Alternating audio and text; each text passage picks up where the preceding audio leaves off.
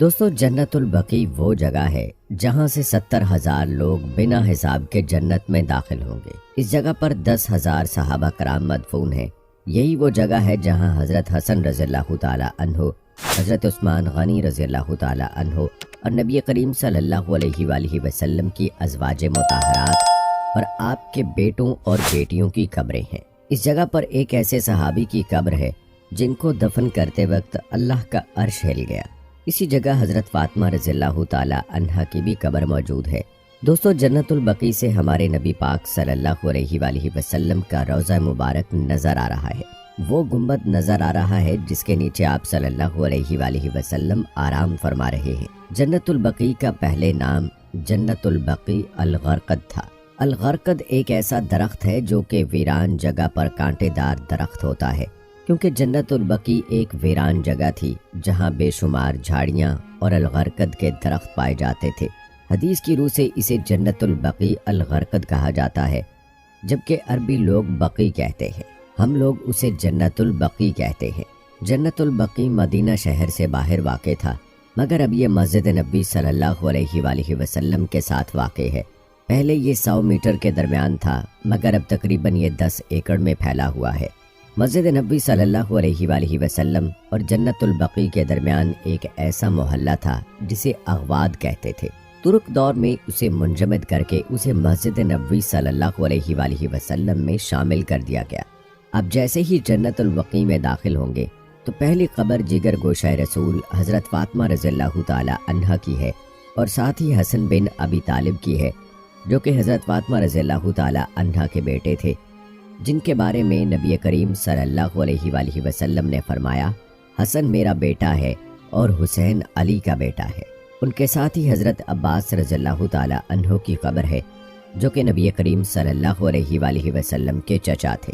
یہ 3 قبریں نبی کریم صلی اللہ علیہ وآلہ وسلم کی 3 بیٹیوں کی ہیں، جن میں حضرت زینب، حضرت رقیہ اور حضرت ام کلثوم رضی اللہ تعالی عنہا شامل ہیں۔ ان میں سے 2 کی شادی حضرت عثمان غنی رضی اللہ تعالی عنہ کے ساتھ ہوئی تھی۔ اسی جگہ پر حضرت عائشہ صدیقہ رضی اللہ تعالی عنہا کی قبر ہے۔ انصار میں سب سے پہلے اسد بن زرارہ اور عثمان بن مظعون رضی اللہ تعالی عنہ کو اس قبرستان میں دفن کیا گیا۔ اس کے علاوہ نبی کریم صلی اللہ علیہ وآلہ وسلم کی ازواج مطہرات میں سعودہ بنت زمع، حفصہ بنت عمر، زینب بنت خزیمہ، ام سلمہ، جویریہ بنت حارث، ام حبیبہ، صفیہ اور ماریہ رضی اللہ تعالی عنہا کی قبریں شامل ہیں۔ اس کے علاوہ 10 عشرہ صحابیوں میں سے 5 اسی قبرستان میں دفن ہیں، جن میں حضرت عثمان بن عفان، طلحہ بن عبید اللہ، عبد الرحمن بن عوف، سعد بن ابی وقاص، سعید بن زید اور یہ امام مالک کی قبر ہے۔ اسی جگہ نبی کریم صلی اللہ علیہ وآلہ وسلم کے پیارے بیٹے ابراہیم بن محمد کی قبر ہے، جن کا نام آپ صلی اللہ علیہ وآلہ وسلم نے حضرت ابراہیم علیہ السلام کی نسبت سے رکھا تھا۔ یہ قبر حضرت سعد بن ابی وقاص رضی اللہ تعالی عنہ کی ہے۔ اس کے علاوہ عبداللہ بن مسعود اور فاطمہ بنت اسد کی بھی قبر یہاں ہے۔ اسی جگہ سعد بن معاذ رضی اللہ تعالی عنہ کی قبر ہے، جن کی میت پر 70,000 فرشتے آئے۔ جبرائیل علیہ السلام نے اس دن ریشمی لباس پہنا تھا۔ ان کی روح آسمان پر پہنچنے پر اللہ کا عرش بھی جھوم اٹھا۔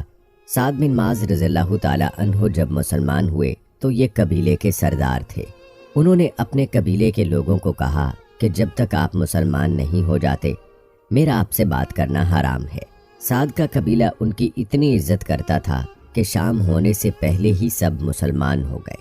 ایک دفعہ یہودیوں نے سعد بن معاذ رضی اللہ تعالی عنہ کو اپنا ثالث مان کر اپنے ہتھیار ڈال دیے۔ یہ یہودیوں کے بڑے گہرے دوست تھے۔ ان کا خیال تھا کہ دوستی کی بنا پر یہ ہمارے حق میں فیصلہ کریں گے۔ سعد بن معاذ نے یہ فیصلہ کیا کہ ان کے جو لوگ جنگ کرنے والے تھے ان کو قتل کر دیا جائے، ان کے بچوں اور عورتوں کو قیدی بنا دیا جائے۔ نبی کریم صلی اللہ علیہ وآلہ وسلم نے فرمایا، تم نے اللہ کے فیصلے کے مطابق فیصلہ کیا۔ مدینہ میں سعد بن معاذ رضی اللہ تعالی عنہ کو ابو عبیدہ بن جراح رضی اللہ تعالی عنہ کا بھائی بنایا، جن کے بارے میں آپ صلی اللہ علیہ وآلہ وسلم نے فرمایا، اگر میری امت میں کوئی صادق اور امین ہے وہ ابو عبیدہ بن جراح ہیں۔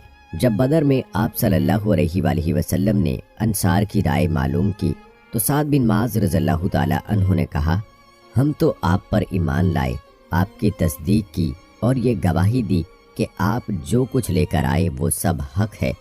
اللہ کی ذات کی قسم جس نے آپ کو نبی بنا کر بھیجا، اگر آپ ہمیں اپنے ساتھ سمندر میں بھی لے کر کودنا چاہیں تو ہم اس میں بھی کود پڑیں گے۔ سعد بن معاذ رضی اللہ تعالیٰ عنہ کی باتیں سن کر آپ صلی اللہ علیہ وآلہ وسلم کی آنکھوں میں آنسو آ گئے۔ مدینہ میں سب سے پہلے اسلام لانے والے عثمان بن مظعون رضی اللہ تعالیٰ عنہ ہیں، اور جنت البقیع میں سب سے پہلی قبر انہی کی کھودی گئی۔ اس کے بعد انصار میں سب سے پہلے اسد بن زرارہ رضی اللہ تعالیٰ عنہ کی قبر کھودی گئی۔ اس وقت جنت البقیع کا کل رقبہ 1,80,000 مربع میٹر پر مشتمل ہے۔ اسلام میں واقع ہرا ایک سیاہ ترین واقعہ ہے جس میں بہت زیادہ صحابہ کرام کو شہید کیا گیا۔ تمام صحابہ کرام کو اسی جگہ دفن کیا گیا۔ اس واقعے میں 3 دن تک مسجد نبوی میں نماز پڑھنے میں پابندی تھی۔ جنت البقیع سے مسجد نبوی کا کتنا پیارا منظر ہے، یہ ایک حقیقت ہے۔ پورے مدینے میں سکون ہی سکون ہے۔ یہ جو راستے بنے ہیں ان جگہوں پر بھی کسی وقت قبریں تھیں۔ جنت البقیع کے دروازے کے سامنے رکنے نہیں دیتے، وہیں پر آپ صلی اللہ علیہ وآلہ وسلم کی پھوپھیوں کی قبریں ہیں۔ یہ جنت البقیع میں تازہ تازہ قبریں کھودی جا رہی ہیں۔ یہاں پر بھی جنت معلیٰ کی طرح 2-3 سال بعد قبروں کو کھول کر مردے کو دفن کیا جاتا ہے۔ اس کے علاوہ ہمارے ہاں مشہور ہے کہ اب جنت البقیع میں کسی کو نہیں دفنایا جاتا، یہ آپ کے سامنے قبریں موجود ہیں۔ مدینہ میں جب بھی کوئی فوت ہو جائے یا وہ لوگ جو یہاں عمرہ اور حج کے لیے آتے ہیں، اگر ان کی وفات ہو جائے تو انہیں بھی یہاں دفن کیا جاتا ہے۔ یہ قبروں کے اوپر بورڈ پڑے ہیں، قبریں پہلے سے ہی کھودی جا رہی ہیں۔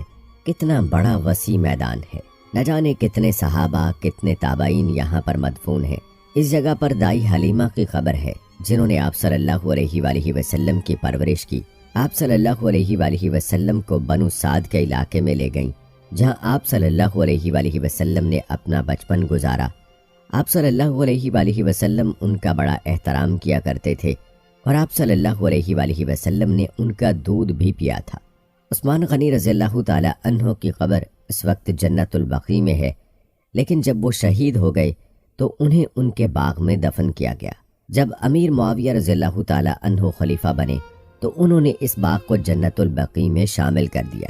نبی کریم صلی اللہ علیہ وآلہ وسلم نے فرمایا، تمہاری کوشش ہونی چاہیے کہ مدینے میں تمہارا انتقال ہو، اس لیے کہ جس کی مدینے میں وفات ہو گئی میں اس کی شفاعت کروں گا۔ جب آدھی رات کا وقت ہوتا آپ صلی اللہ علیہ وآلہ وسلم جنت البقیع میں تشریف لے جاتے اور فرماتے، تمہارے اوپر سلام ہو اے مومنوں کے گھر والوں، اور اللہ نے چاہا تو ایک مدت کے بعد ہم بھی تم سے ملنے والے ہیں۔